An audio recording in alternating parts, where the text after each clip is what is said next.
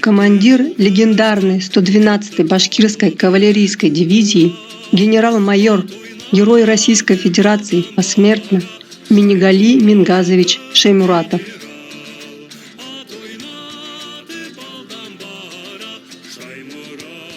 В 1941 году в Уфе сформирована 112-я башкирская кавалерийская дивизия.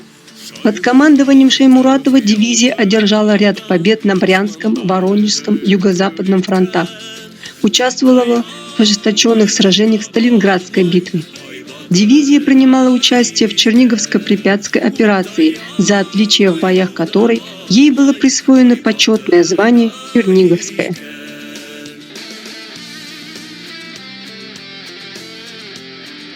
Во многих боях, когда положение становилось наиболее напряженным и опасным, Шаймуратов всегда оказывался впереди и лично вел в бой дивизию.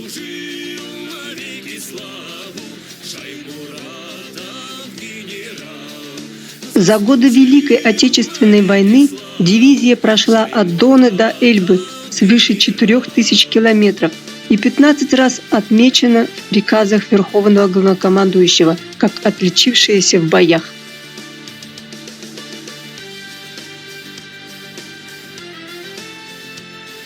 3860 воинов дивизии награждены орденами и медалями.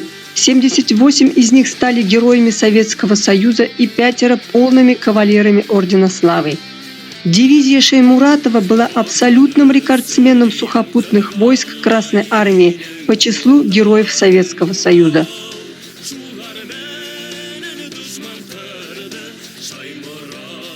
Минигали с детства восхищался Суворовым. В сельской библиотеке была книга о генералиссимусе, которую мальчишка зачитал, что называется, до дыр. И как солдаты любили Суворова, так кавалеристы уважали Шаймуратова, ведь он смог выполнить сложную задачу по сплочению и обучению дивизии, создав одно из самых боеспособных в Красной Армии соединений.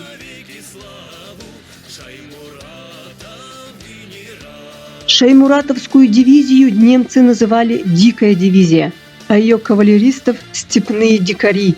Бойцы бесстрашно шли за своим опытным командиром и безгранично верили ему.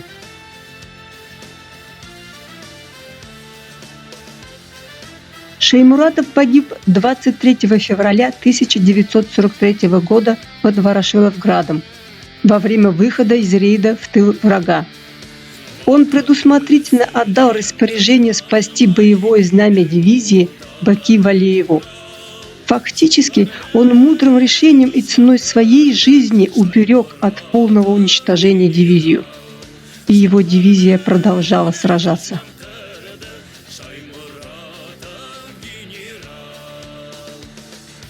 Ее бойцы донесли боевое знамя до Берлина, дошли до победы, как и обещал Шаймуратов.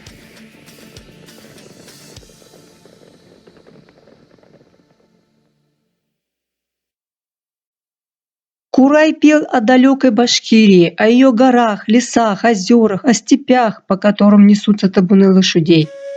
И когда на берегу Днепра бойцы отдыхали, а Тагир Кусимов стоял в раздумьях, как форсировать реку, он услышал народную мелодию «Сибай», льющуюся из башкирского музыкального инструмента. Родные напевы вдохновили его на решение трудной задачи и настроили на успех.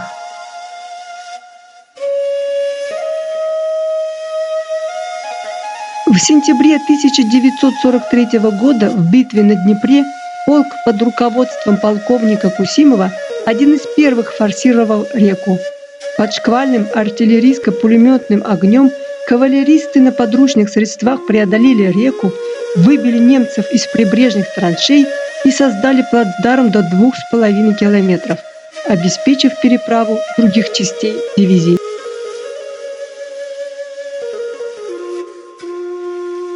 В редкие минуты затишья Гайфулла Сарбаев поднимал настроение однополчан своей игрой на курае. Кураисты дивизии постоянно испытывали трудности с инструментом, поскольку тростниковые кураи не слишком долговечны. Гайфулла предложил изготовить курай из медной трубки от топливопровода сбитого немецкого самолета.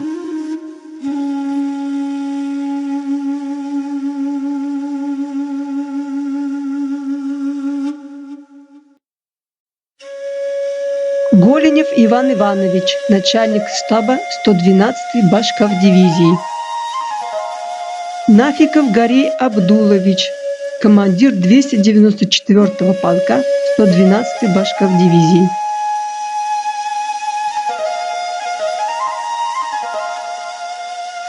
Анаклыч Атаев, командир эскадрона 294-го кавалерийского полка.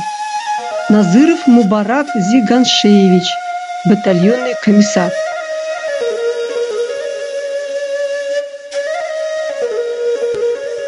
Ахметов Хайрулан Нургалиевич, комиссар полка. Саитов Салих Нигматзянович, командир 101-го отдельного конно-артиллерийского дивизиона.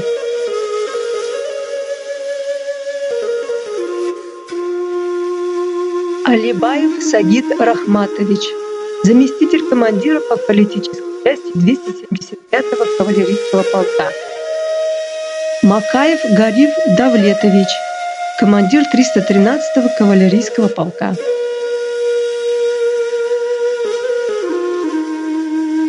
Курмакаев Александр Леонтьевич, начальник разведки.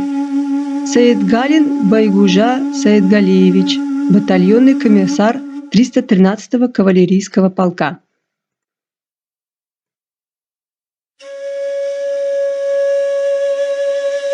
Слова в песне Шаймуратов «Генерал» «В воде не тонет и в огне не горит» не поэтический оборот, а реальная характеристика, которую Шаймуратову дали еще в юности, и это правда. Выдающийся военачальник генерал-майор Минигали Шаймуратов – народный герой, а 112-я Башкавдивизия – легендарная. Они впечатляют своими победами, мужеством и героизмом, что стало поводом для создания данной художественной выставки.